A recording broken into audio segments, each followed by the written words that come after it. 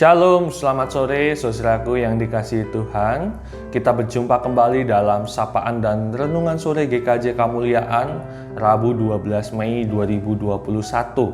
Pada kesempatan yang indah ini kita bersyukur dapat kembali mendengarkan firman Tuhan. Firman Tuhan pada sore ini terambil dari Injil Markus pasalnya yang ke-16, ayatnya yang ke-19 sampai dengan yang ke-20. Saya akan bacakan untuk kita semua. Injil Markus pasalnya yang ke-16, ayatnya yang ke-19 sampai dengan yang ke-20, demikianlah bunyi firman Tuhan.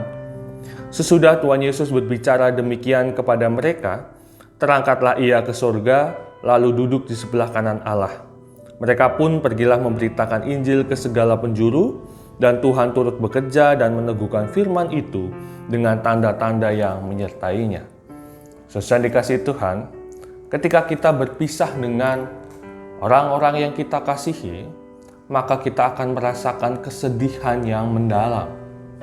Tetapi, para murid yang waktu itu berpisah dengan Tuhan Yesus yang naik ke surga, para murid dipenuhi dengan perasaan sukacita dan juga pengharapan yang penuh. Saudara yang dikasihi Tuhan, besok kita akan bersama-sama merayakan ibadah kenaikan Tuhan Yesus ke surga. Ada 3 alasan mengapa kita perlu merayakannya dengan penuh sukacita dan penuh pengharapan. Alasan yang pertama adalah karena Tuhan Yesus telah menyatakan karya penyelamatannya bagi kita semua.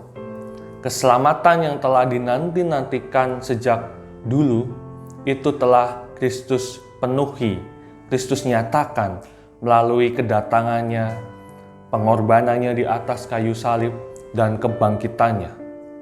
Kita bersyukur bahwa kita telah memperoleh keselamatan. Dan pada akhirnya, kita pun diajak untuk memelihara keselamatan itu dengan penuh ketaatan, kesetiaan dalam menjalani kehidupan baru. Itu hal yang pertama. Dan hal yang kedua adalah hidup kita itu lebih bermakna.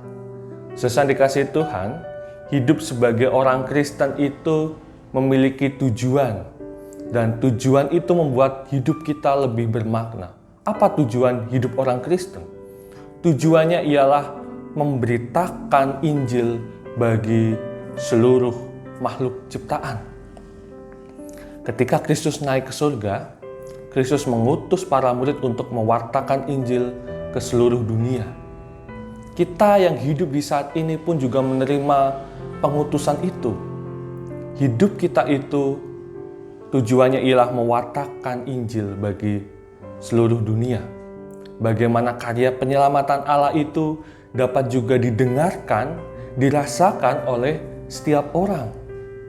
Kita bersyukur hidup kita itu memiliki makna, memiliki tujuan, yaitu memberitakan Injil. Dan hal ketiga adalah ketika Tuhan Yesus naik ke surga, maka Tuhan Yesus telah menyediakan tempat di dalam rumah Bapa di surga bagi kita semua.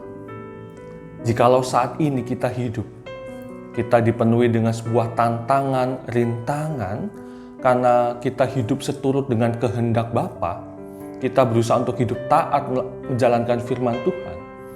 Sebuah sukacita kita adalah pada akhirnya akan ada sebuah sukacita bagi kita semua, yaitu hidup kekal bersama dengan Kristus di dalam rumah Bapa di surga.